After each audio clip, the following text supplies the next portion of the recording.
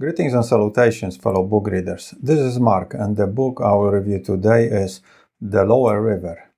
Before we continue, this is personalized limited edition of The Lower River with leather cover designed and made by me. At the end of the video, I will tell you a couple of ways of how you can get one for yourself if you are interested. Now let's get back to the review. The Lower River is a 2012 novel by famous American travel writer Paul Theroux. Travel is Theroux's bread and butter, but I find his fiction as compelling and interesting, probably because it is inspired and influenced by his personal experiences when traveling and living abroad. Theroux's writings remind me a bit of the great English writers Somerset Maugham, V.S. Pritchett and Graham Green, well, more modern and with more drama and less humor. He seems to have a small chip on his shoulder, but he's a typical post-war American liberal who finished college, joined the Peace Corps and went out to save the world, mostly from the people like himself, and probably always voted Democrat. All that to the side, I consider Theroux one of the better American writers of the last 50 years. What is The Lower River about? It is a story of regrets for the things not done and a somewhat desperate effort to make amends. It is also about nostalgia, a tribute to a place you can't go, the past, because it doesn't exist anymore. Furthermore, it is about being old and lonely and taking comfort in the distorted memories of the good old days that make our lives easier but turn into disaster if we try to revisit them. From the air, the place looked just like 40 years ago, but on the ground it was all different. A bit of the plot. The protagonist of the story is Ellis Hogg, a man in his 60s who finds himself divorced, estranged from his only daughter, and alone. He spends time reminiscing about a period of his life when he felt happy, a few years he spent in Africa as a young Peace Corps volunteer.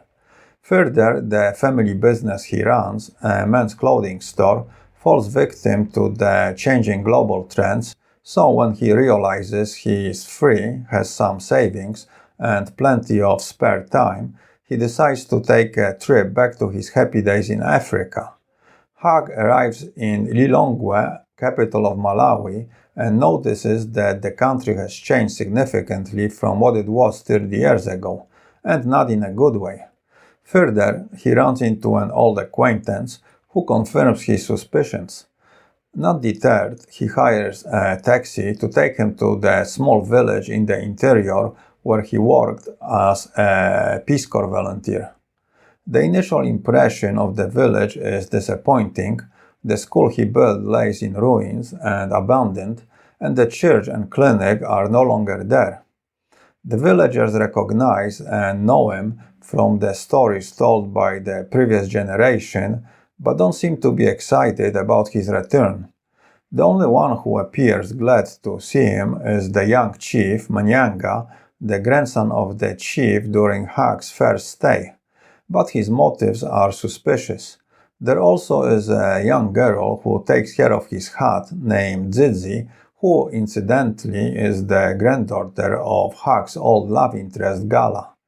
Initially, Hogg has ambition to remake the village into its former, better self, but as time progresses and obstacles mount, he realizes it might not be possible with the current residents. So he decides to leave, but is confronted with further challenges. He finds himself temporarily stuck in a village solely inhabited by children who are hostile, and also faces the indifference and unwillingness to help from the international help agencies. In the end, he realizes that he can only count on himself and devises a plan of action that leads to some serious consequences, not only for himself, but also people he considers his only friends. And that's the basic plot. What are my thoughts about The Lower River? I enjoy in general Theroux's writings, his travel reports, novels and short stories, for their style and perception, and this one is no different from the others. The book is fiction but seems to draw heavily from Theroux's own life and includes many autobiographical elements, such as his hometown of Medford, Massachusetts, and his Peace Corps destination of Malawi. And also his present-day Africa seems to be connected to his experiences from the travel book he wrote previously, Dark Star Safari, where he revisits the Malawi village he stayed in 30 years before.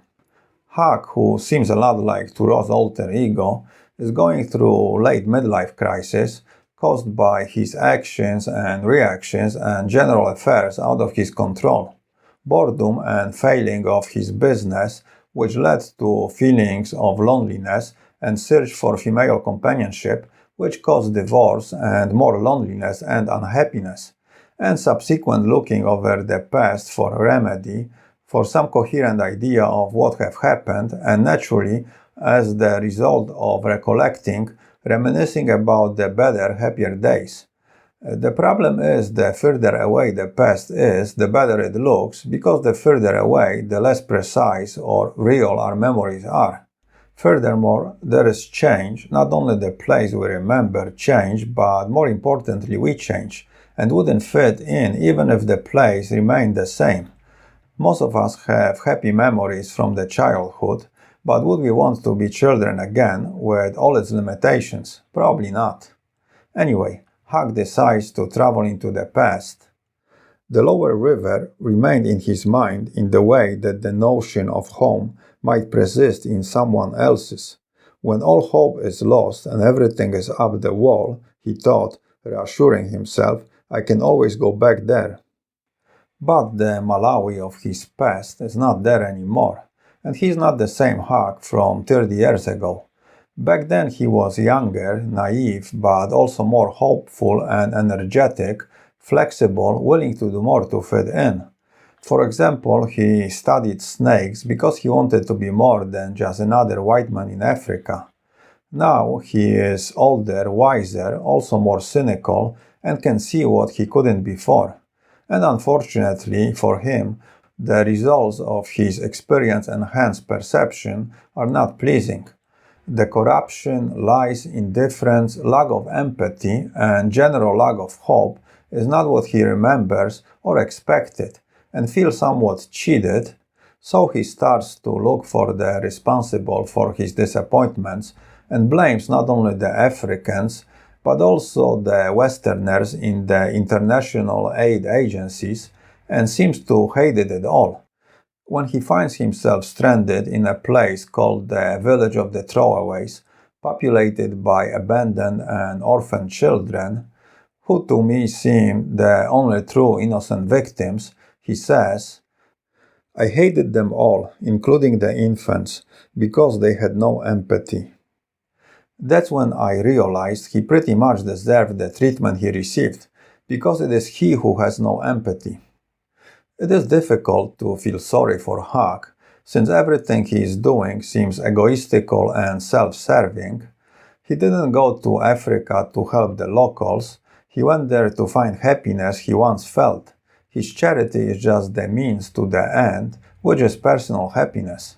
And he proves it constantly by putting himself above everybody and making decisions for his own benefit. Even the girl, Zizi, who is loyal to him, is put in danger so he can execute his plan that will benefit nobody but himself. And afterwards he worries more about whether the plan was executed than about what might happen to her. And I think the villagers can sense it, and that's why, partly, they don't show much sympathy or have any pity for him and take everything they can from him. For them, the Africans, he's just another white man who came to Africa to feel better about himself. No one was interested in Malabo. This was why the people in the village must have suspected him of having a deeper motive for visiting. He wanted something from them. Why else would he come all this way to live in a hut? Altruism was unknown. 40 years of aid and charities and NGOs had taught them that. Only self-interested outsiders trifled with Africa, so Africa punished them for it. And additionally, for the Africans and people in general, he is defined by his money and possessions because it seems he has nothing else to offer, at least nothing others would want or are interested in. And this is confirmed by the behavior of his ex-wife, his daughter, and the villagers. Once the money is gone, so is any trace of false respect or considerations the villagers pretended to have for him. Even Zizi, I suspect, based her loyalty on the long-term material security he could provide for her. But she did sacrifice for him, involuntarily, the only valuable possession she had. Zizi is crucial to see the real Hawk, his deeper feelings and motivations, and how he treats people in general, not only the ones he considers hostile and adversarial. Another crucial character is Manyenga, the young chief of the village. He seems to represent not only present-day Africans, but also how Hawk sees most of the people, lying, conniving, and unempathetic, and he hates him. He felt that if he had a gun, he'd do march Festus Manyenga to the creek and, in front of the whole gaping village, riddle him with bullets, then kick his bleeding corpse into the water. Manyenga worked as a driver for an aid agency and knows whites. They are predictable to him, including Hawk, and he takes advantage of it. As Hawk becomes more assertive and Manyenga realizes there is nothing more he can gain or get from him, and he is becoming more problematic than useful, he decides it is time to part ways, and devises a plan where he can still get one more thing out of him. Manyenga is portrayed as a villain, but I also see him as a survivor and a reflection of his environment. And he sees whites for what they are, most of them, and not how they would like to be seen or see themselves. The Lower River is a story of lost youth and regrets of not taking a different path. Hawk regrets not staying in Africa, but there is a shadow of realism when he sees an English acquaintance from 30 years ago in a miserable state, whose native wife left him, and thinks he might have ended in the exactly same way. Another reason for Hawk to go back to Africa seems the hope to regain some of his youth back. Early in the morning, unseen, he observes young Zizi bathing in the river and becomes aroused. She is, not coincidentally, Gala's granddaughter and seems to represent the younger version of her, the one Hawk fell in love with. Zizi makes him feel as the time hasn't passed, and he is his young self from the old days. He had the same hope for the village, Malawi, and Africa in general, but it had changed too much to fool him. In a certain way, Hawk represents a typical white liberal in Africa, thinking he can help the locals and solve their problems, and in his arrogance he thinks he knows better than they do what's best for them. He remembers his younger days in Malawi when he unsuccessfully tried to seduce Gala and thought she would eventually give in since what else she had in the village. And this arrogance didn't allow him to comprehend her rejection. Maybe that's why nowadays Africans prefer Chinese, who seem more practical and less complicated. Not to say that in the long run they will not be as bad or even worse than the whites. The Lower River is also a story of disappointment. Disappointment with life that it didn't turn the way we hoped, wanted, or expected. Disappointment with people that in the end they weren't who we initially thought they are, and most of all, disappointment with ourselves that we didn't live our lives the way we wanted to. He brought the notebook to write down things he wanted to remember, but so far there was nothing he wanted to remember about the village. But Hawk also seems to avoid any personal responsibility for all the disappointments and puts the blame on the things out of his control. He presents Africa, its problems, as a metaphor for the disappointments in his own life. He visits the school he built 40 years ago and finds it run down, damaged, and abandoned. and is told by Manyanga that nobody in the village goes to school anymore. What happened to the school seems to symbolize what happened to Africa in the post-colonial times and also what happened to his own life. Another symbol is his old love, Gala. Over the years he thought about her and she became his unfulfilled fantasy, probably much better than the reality would have been. He remembers her as young, beautiful and full of energy, working as a teacher to better her country. Now, 40 years later, she is old and fat, with missing teeth and a general wreck, spending most of her time sitting on the porch, not hopeful about Africa's future, and implying if she was young again, she would live with Huck, and probably secretly hoping he will do it for Gigi. Everyone wants a ticket out. Years ago, no one wanted to leave. It was unthinkable. Additionally, Theroux mentions current issues affecting Africa and Huck personally. There is a shot at globalization. It is responsible for the demise of Huck's business and also growing hardship of Africans. He observes the clothing teenagers wear in Africa is the same that teenagers wear back home because it is made in the same faraway place, responsible for the destruction of the local economy, whether in Africa or America. And as a consequence, the people lost their self-respect because they couldn't sustain themselves and became dependent on handouts.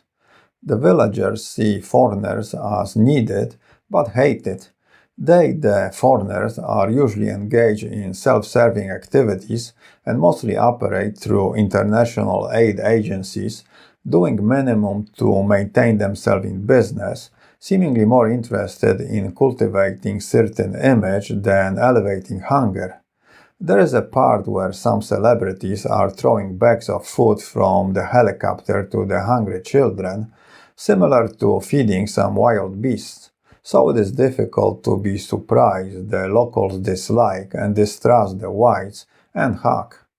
Reading the Lower River, I thought the view minorities have of whites probably was always the same, except now they feel they can be more vocal about it. In general, they want what we have, but not to become who we are. To sum it up, this is typical Theroux's fiction, emotional, personal, and psychological, taking place in some exotic location, and it reads a lot like one of his travel books. It is a story of white men between poor natives. Theroux writes, "It is strange the power white person feels in Africa." A sentence reminiscent of something Joseph Conrad would write. The Lower River does feel a bit like 21st century Heart of Darkness, where the white man goes to Africa to find himself. On the other hand, the part when Huck finds himself in the village of the children seems as a scene inspired by Lord of the Flies. The children are antagonistic and not friendly, maybe because he is white or just because he is an adult, and adults have disappointed them. The village, in spite of the absence of the adults, is clean and seems to be well organized, and most of the children were engaged in constructive activities. Further, they are still uncorrupted and don't want his money nor help, and this to me seemed a flame of hope for the future, but most likely it will be extinguished by the time they will become adults. Huck's story seems a common fate of many white or Western people seduced by false simplicity and happiness of faraway exotic places and seemingly welcoming attitude of the locals. The problem is that people like short-term visitors, especially if he brings gifts, but not an intruder who overstays his welcome. The general condition Theroux portrays is endemic of Africa, but I have a feeling in the not-so-distant future it might be more prevalent in our own developed backyard, where because of the outsourcing and automatization and uncontrolled global migration, more and more people are marginalized, live in poverty, and their daily survival depends on the government handouts. A couple of years after the Lower River, Theroux wrote a travel book titled Deep South, where he finds some parts of the American South as poor and as depressing as parts of Africa he visited. Okay, let's talk about the physical book. The book I am holding is a paperback which I transform into hardcover, leather-bound edition. To make the cover, I use grade A, naturally tan hide. I buy from a tanner in North Spain. It is the same leather Louis Vuitton uses to make his bags, so it is top quality. I do all the processing of the leather myself. First, I designed the cover, and what I did here, I took a painting of an African village and a young girl, Dzidzi-like, carrying nourishment for somebody. It could be Huck.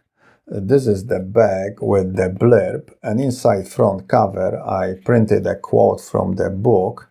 If you want to see a more detailed video where I explain how I transform paperback into leather hardcover, click on the link in the description. I will make a maximum of 100 editions of each title. Each one will be numbered and initialed, and the numbers will go in chronological order from 2 up, since number 1 stays with me. The price will be around $100, so if you would like me to make one for you, you can click below on my email and send me a message. I do not guarantee I will do it, since it will depend on the time I have available, access to leather, and if I can get my hands on the copy of the book. Now, if you're not willing to spend $100 but you still want the book, what you can do is click below on the PayPal link and donate $3 or more to my channel, and for every 100 donations I will make a lottery and draw one name, and the winner will receive the book. So if you are cheap but feel lucky, this might be the way to do it. Also, your donations give me the extra motivation to make the book reviews, and I appreciate them very much, so thank you in advance. One more thing, when you make your donation, remember to include the title of the book you would like to win. The book itself is beautiful. Visually, it has a very nice texture, it smells great, and the more you handle it, the more beautiful it will become. And it makes a great gift for yourself or somebody who appreciates books. So if you want one, don't snooze or you might lose. Well, that's it, so let's end it here, and until next time, keep your ear close to the ground and read a book. Adios.